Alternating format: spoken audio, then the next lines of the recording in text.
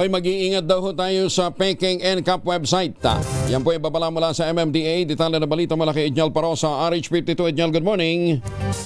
Kuya Angel, inalerto ng Metropolitan Manila Development Authority ang publiko hinggil sa Peking website na kahawig ng kanila mismong inilunsad para sa no contact apprehension policy. Babala ng MMDA, nangi-scam ang online portal na may huli ba? At hindi ito ang kanilang website na may huli ka .mmda.gov.ph.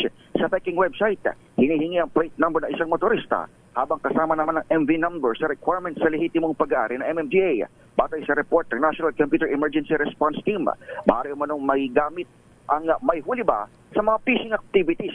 Kamakailan lamang ay inilunsad ng MMDA ang may huli ka 2.0 na mas secured umano ang privacy para sa mga motorista. Ito si Edniel Parosa, nag-uulat para sa DZRH. Una sa Pilipinas, una sa Pilipino. Maraming salamat, Edniel.